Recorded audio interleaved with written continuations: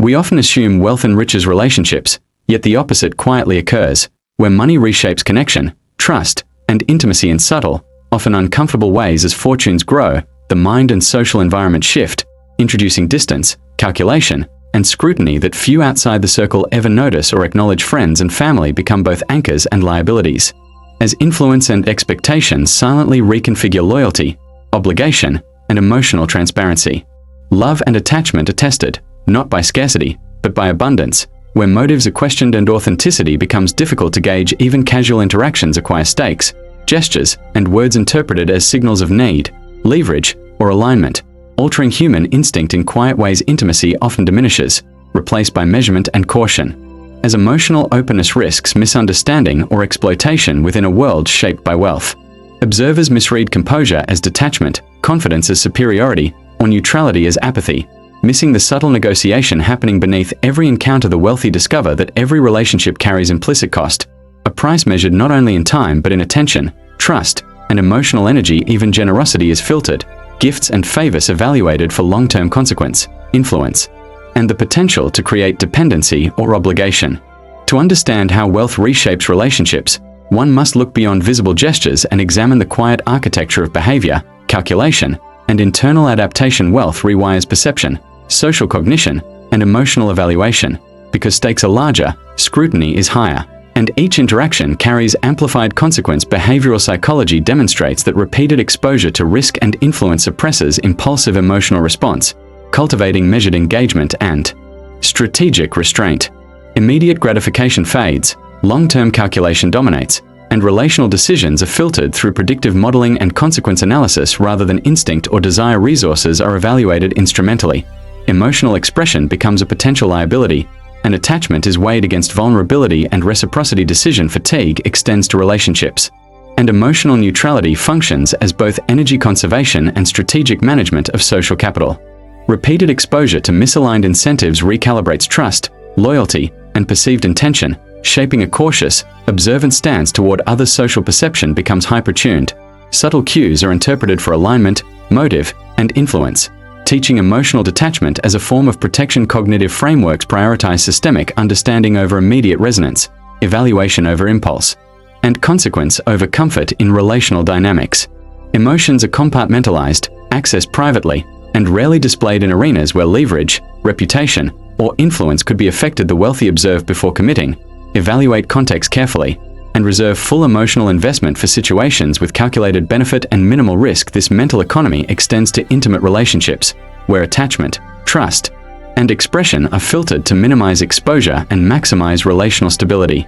Every interaction becomes a micro-decision, each word and gesture measured for consequence, reflecting the heightened stakes of influence and visibility. Success amplifies scrutiny, magnifying the potential cost of emotional overexposure, misjudged trust, or unguarded expression. Behavioral reinforcement teaches that composure signals reliability, predictability, and competence. While visible emotion can invite challenge or manipulation, accumulation of wealth becomes a practice in emotional filtration, determining which connections matter and which introduce unnecessary risk. Time perception adjusts, long-term consequence outweighs immediate impulse, and patience becomes both strategy and survival mechanism in high-stakes relationships. Failures in judgment or trust are internalized quietly, lessons abstracted, emotion reserved for private reflection rather than public demonstration. This framework explains apparent detachment, which functions as adaptive restraint rather than absence of care or feeling control over social variables. Reshapes cognition and nervous system response, fostering resilience, focus, and selective engagement. Ultimately, wealth alters the architecture of thought and connection, teaching endurance, patience, and calibrated investment in relationships as a subtle necessity in social gatherings. Wealthy individuals often observe quietly, listening more than speaking, their silence misread as indifference while in reality every conversation is weighed for trust and value. Family dinners reveal similar patterns, where emotional expression is restrained, loyalty is assessed subtly, and every request or expectation is measured against long-term consequence.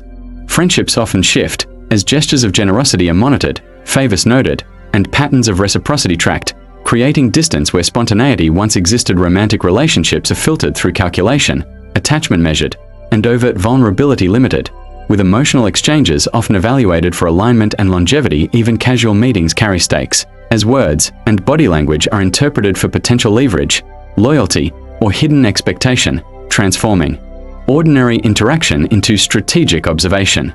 In the workplace, employees notice calmness under pressure, assuming detachment, while the wealthy quietly absorb tension and convert it into actionable insight for decision-making. Negotiations exemplify this mindset.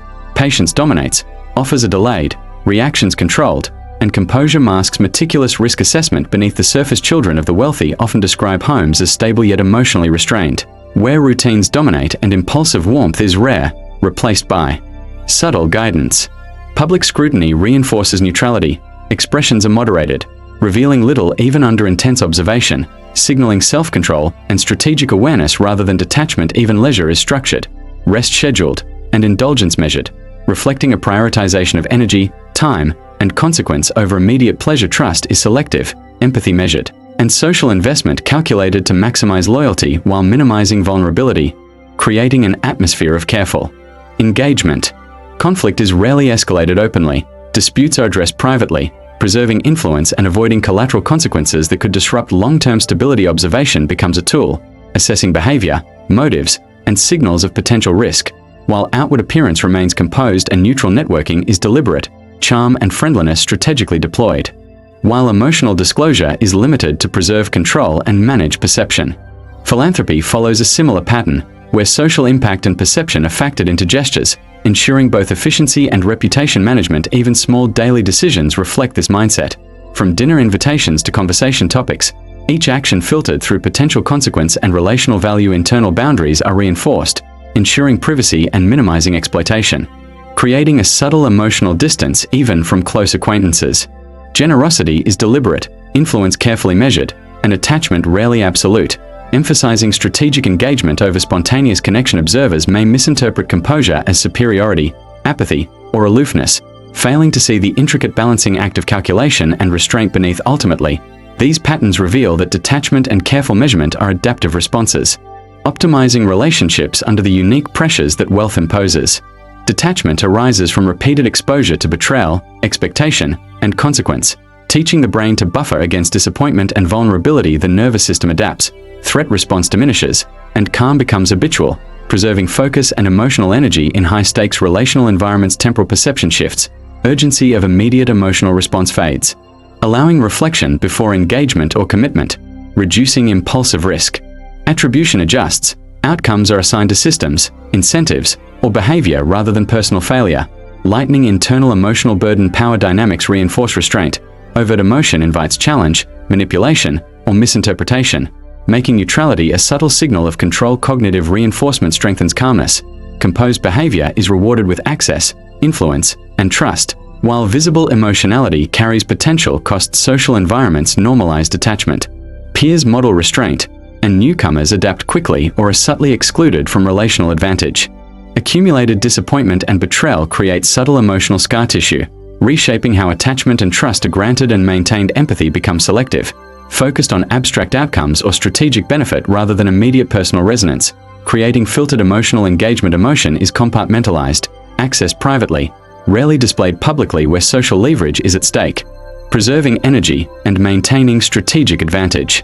Repetition rewires neural pathways, regulatory circuits strengthen, making calmness automatic rather than effortful, habitual in every social encounter. Identity fuses with detachment. Emotional restraint becomes both strategy and self-conception, internalized as a defining trait. Breaking these patterns feels risky, as exposure threatens carefully maintained relational equilibrium. Even in intimate or private settings, observation becomes a critical tool, assessing signals, behaviors, and potential threats while maintaining a controlled presence and minimal vulnerability. Loss of spontaneity accompanies adaptation.